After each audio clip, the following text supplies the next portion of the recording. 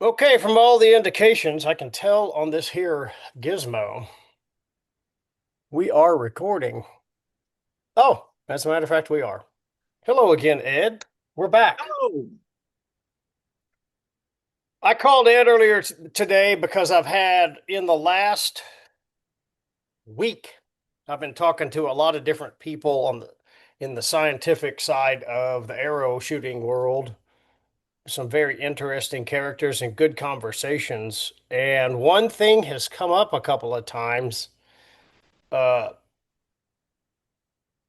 And this has happened in both positive, which is the conversations I'm having now, and a lot of the negative stuff is you pluck one sentence out of Ed's study, or you pluck one sentence out of one of the reports or one of the paragraphs, and then people don't put the context in, and they take that sentence and then add their analysis to that.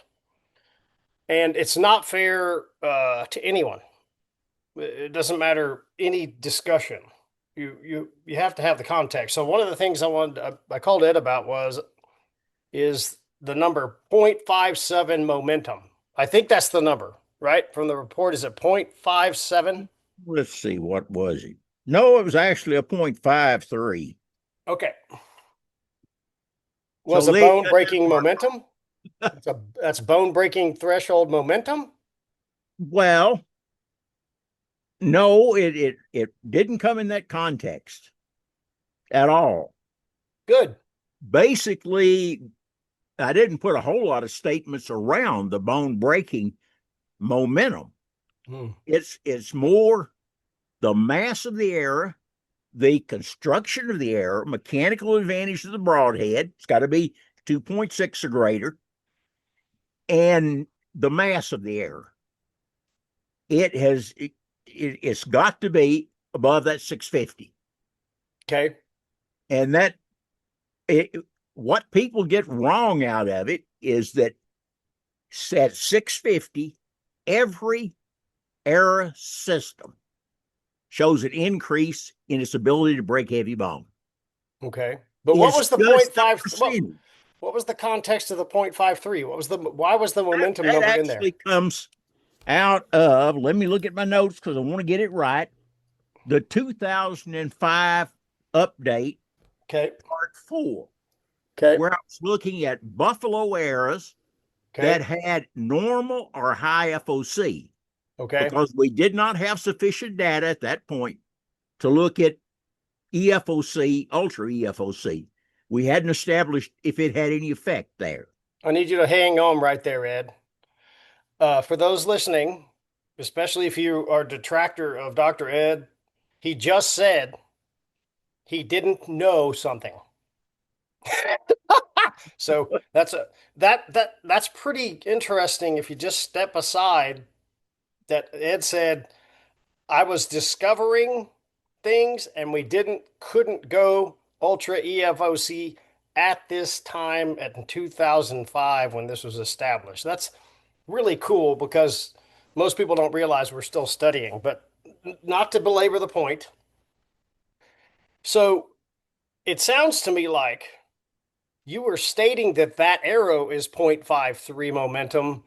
That This specific error setups, I'll walk through it, only a paragraph or so okay, of information. okay, In quoting, the following recommendations are predicated on the use of best quality broadheads. hmm. Now, We're going to go into earlier, that. in one of the earlier updates, we discussed what the best quality broadheads were.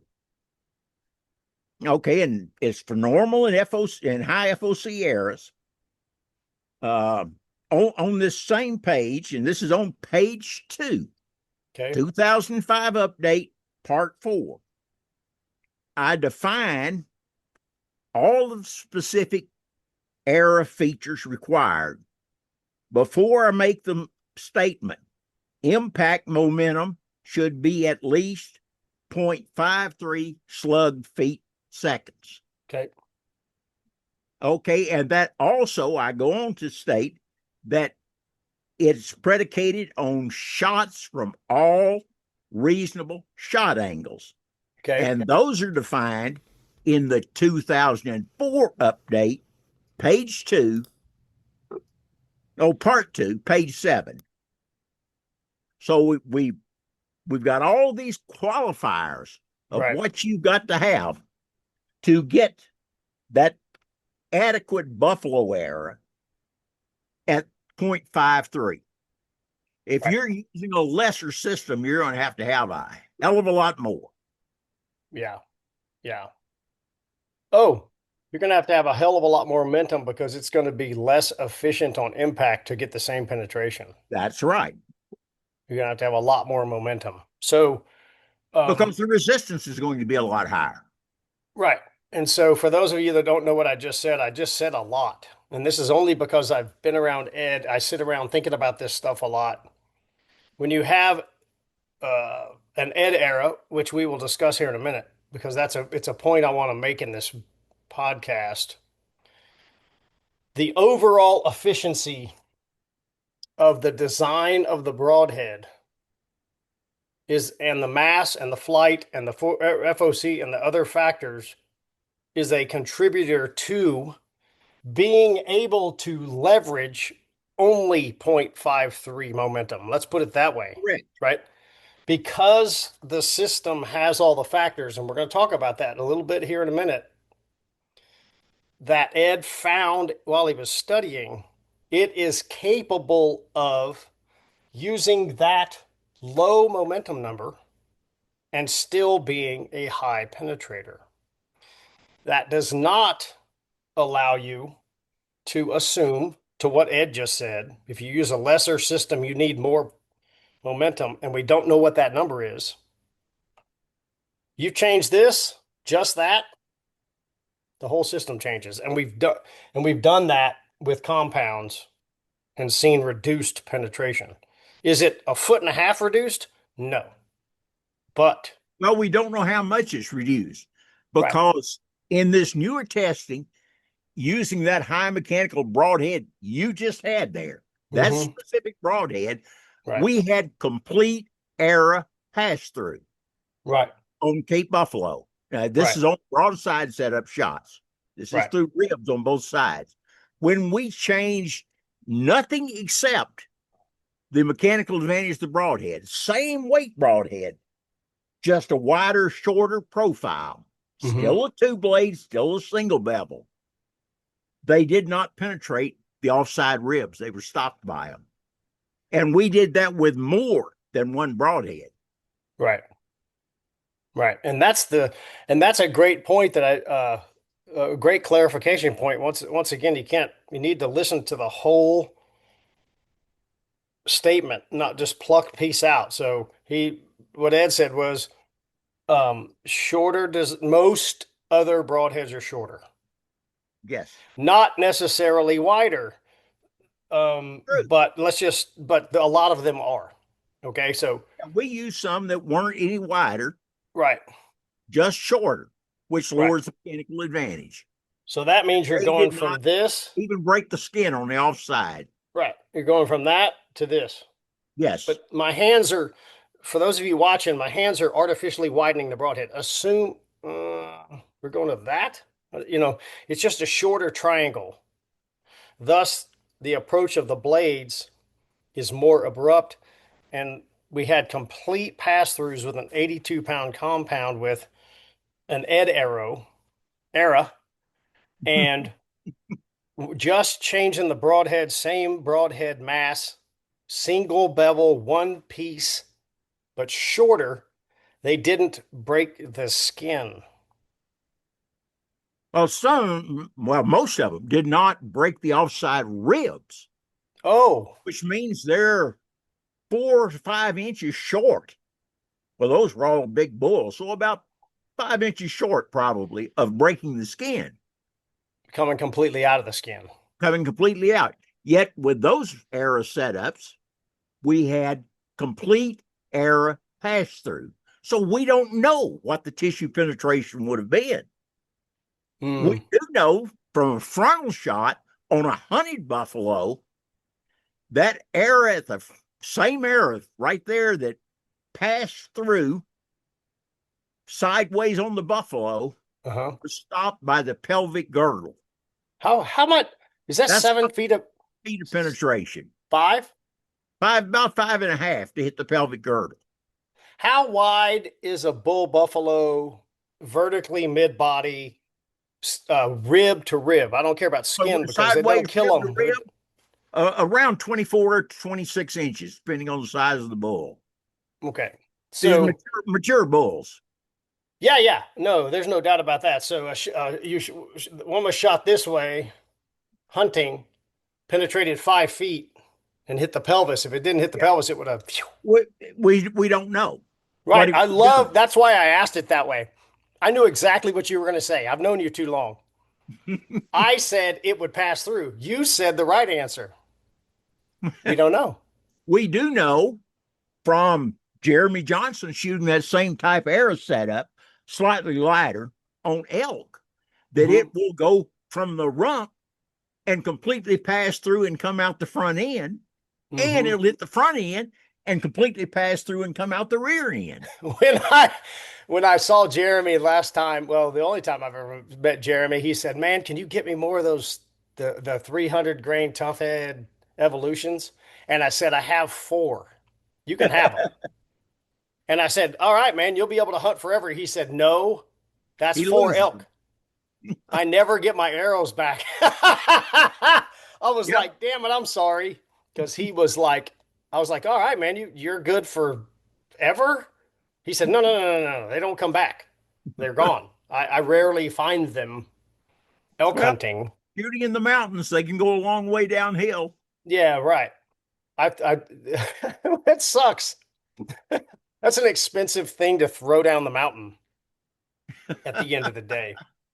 So, um, this might be a moderately short podcast because I just wanted to establish that momentum thing and the efficiency gained by the system. And I think the last thing I want everyone to hear hear during this conversation is, and this is something I that just it's moderately. I don't get frustrated. People just don't think about it. When you read the study or you listen to Ed talk, the first thing you need to think is he talking about a thing or is he talking about a 12 factor arrow? Or is he talking about a particular test? So when you say 650 high penetration bone breaking and just say it off the top of your head, you mean, With a penetration maximized error. yeah, that's a great way to put it. Right. And that would be at this time 12 factors for trad, 11 for compounds. Correct. Parallel shafts have been updated as not necessarily on a compound being a factor that has shown any change because we did both. Mm-hmm. Well, now Um, I can stretch your podcast a little bit longer no, I'm not trying to cut it off. I just was, because I looked at the other thing that I have seen people pull out mhm. comes from the testing I did with the 40-pound recurve Bear Okay. Formula Silver target bow. That's in the 2008 update, part one. And here we were looking at the EFOC eras. We didn't have an ultra EFOC with the 40-pound bow. Okay, real Both quickly, both so of there's the a lot of people are going to hear this and don't know what that means. What's yeah, E and ultra? I know, okay, but just ultra EFOC are the EFOC, the extreme weight forward center, ultra extreme, which is above 30%. okay. Okay. Uh, in a part one of that 2008 update, go to pages 5 and 6, and I describe each of the arrow systems tested, the ones that didn't work and the ones that did. Now, here we were looking at the penetration effect of FOC. So we're looking at arrow systems that are above the heavy bone threshold, Mm-hmm. just normal FOC versus EFOC. Okay. Two of the two EFOC arrow setups tested demonstrated that on Asian buffalo, you can cleanly kill them with as little as 0.368 slug feet of momentum. Now, I've seen people pluck that out and say that's all you need. Right. Now, that's using only those two specific arrow setups. Other arrow setups, there's some that might do it, but I haven't tested them, so I can't tell you that it does. Mm-hmm. These two I can tell you work. Uh, and it was also predicated on those shot angles. This is optimal shot angles. Right. Plan A hits. Plan A hits. Perfect shot angle, perfect placement. Now, people plucking data out or statements out and restating them, and other people read that statement and they pick up on that without anything behind it, is so common that I devoted all of the 2007 update part 1 to misuse of the data. So people can go and look at that and see how people nitpick stuff out of data and then make ridiculous claims about it. Mm-hmm. And it's very frustrating. Yeah. That's the reason if they go to the Ashby bow hunting site, I did a whole series walking through every one of the study updates. Now, I had to use AI to discuss them. Mm-hmm. And some people don't like listening to AI, but it goes through every one of them and highlights the stuff. So if you don't want to read it, most of these are 30 minutes or less in length. Mm-hmm. And it will give you the highlights of each one. But it won't always go into the detail of saying, okay, now this is using this specific arrow setup. Because Mm-hmm. the guy just didn't pick that up. I just took the whole report, fed it into AI, says, tell me all this stuff. Right. So And that's you actually did really right down the trail. You and I get to or mind melded too much. So back to the 40-pound recurve yeah, study. Once again, you got this 0.38 number, except it's an optimal arrow, perfect angle, no heavy bone, and you state all that. yeah. And it's got to have the amount of FOC. These were, if I remember correctly, one was 25% FOC, Mm-hmm. EFOC, and the other Mm-hmm. was 26. Mm-hmm. So these are very high amounts of EFOC. Now, EFOC starts at 19% and above. Mm-hmm. So I can't tell you if you took a 20% error and tested whether it would do it. I don't Mm. know. Hadn't been At tested. but 650. But oh yeah, Yeah, right, they were actually well above that. But right. so were the normal errors. They were all up in the 800 grain weight. Now, I Mm-hmm. know a lot of people are going to want to shoot 800 plus grains Yep. out of a 40-pound bow. Although at 20 yards, I can tell you I had no trouble hitting the buffalo with it Yeah. and Yeah. no noticeable drop. Right. Right. I just That picked the just bow takes up getting and used shot. to. I've shot 800 grand, I've shot 700 a lot, and you just get used to the way it flies, and your brain just goes, yeah, yeah, that's how it flies. But you have to shoot it a lot, just like anything. The Totally instinctive. And at 20 yards in, with all of my bows, I feel like I'm pointing straight at where I want to hit. mm-hmm. Even that bow, Yeah. I had no trouble keeping them in the kill zone, Right. the Right. vital V The vital V, of a of buffalo. course. Of course. So one of the clarifications I was going to make before Ed made that awesome run down around the barn. If you read a part of the study where he's testing sharpness, he's got a bunch of buffalo hides hanging over a rope, and he's just changing the sharpness and shooting through it to work on to look at what sharpness does. Yep. In those kind of tests, did you still stay above 650 and stay And no, I have various error weights in there. okay? But in the comparisons, I compared each error back to itself. Mm-hmm. With So sharpness change, I wasn't comparing different error weights. right? I was looking at how much loss percentage wise in penetration you got between the various sharpening methods, whether it was a serrated hill type edge, a file sharpened edge, or one that was honed and strapped and as smooth as I could get it. Mm-hmm. So you compared, if it was arbitrarily speaking, it was a 550 grain arrow. You took that one, shot the hill edge, shot the filed edge, stropped edge, and then compared them against each other Yes, within this that one error. Yes. because you're just testing sharpness, and so I'm just testing the it's a effect of drag sharpness race, on penetration. right? It's a drag race between all three. Yeah. Yeah, you wouldn't put a regular dragster up against the green monster. Yeah, Yeah, right, you do that. That's not a fair right, comparison. right.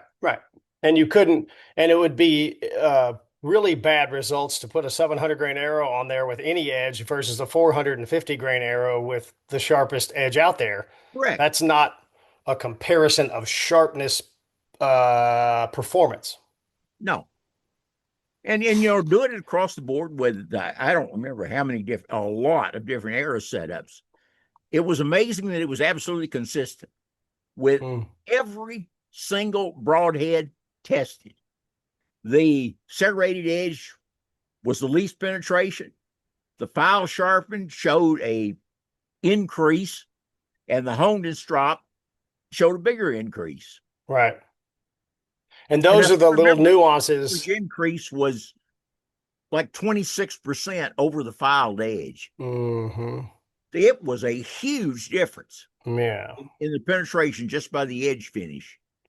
And those are the little nuances of the Ed era that also contribute. So you got everybody focuses on the factors. 650 gets overplayed as completely misunderstood. But the sharp part, I didn't pay It's enough attention to the sharp underneath. It's part. there. That's I didn't. I didn't for a long time. I didn't really know how to sharpen. And then I don't know what clicked, and I said, I'm going to learn to do this. And I got to the point that I could get it to where it would just take paper, no sound, just cut the paper. It doesn't go. That's not acceptable anymore. It just and if you cuts the really want paper. to understand how important edge finish is, you need to look at the write up in the article on the hemorrhaging cascade, Yeah, the clotting cascade. the clotting cascade. That is really the looking at the why behind the honed, stropped, thin, smooth edge. Hmm. Yeah. So Ed and I are going to do a podcast on the clotting cascade just because it needs to be out there. But I'm going to give you all the 10-cent review of explanation of it. Your body has fix a flat, and that's 100% what it is. Prothumb and all this other stuff. We'll go into the detail on that. But here's the simple redneckest explanation I can give you. Take a hacksaw and cut a piece of PVC pipe. Take a pair of PVC cutters that are sharp and cut a piece of PVC pipe. The hairs that are left on the sawed one, grab the fix-a-flat and reduce hemorrhaging. That's the redneckest thing I can explain. That's a Like great it's, analogy. and that is a fact. And the other part of that is, um, and once again, we'll go into great detail on this when we do clotting cascade. Veins are not muscular. Arteries are semi-muscular. They actually contract and expand. That's how they maintain your blood pressure as part of the whole system, but they do that. They're more like a rubber band than anything. and they don't want to be cut. They're pretty resistant. I have done a lot of blood gases where you stick a needle right here and try to get an arterial gas, oxygenated blood. And this, especially in older people that are real skinny, you'll go with a needle and you'll see the damn thing just go move out of the way. I mean, you think it's all locked down. So if your edge is rough and there's a couple of arteries that go over the blades, you've just reduced your efficiency for finding the animal quickly. We don't know how much, but it's not a risk worth taking. I mean, it's not because you don't have any fragmentation, you don't have hydrostatic pressure, you don't have any of the secondary things a bullet does. You just have the path of the broadhead. And you don't want the fix-a-flat to work any more efficiently than it can, especially on okay hits, high Yeah, and back in the lungs, stuff like that, where the arteries and veins aren't very big.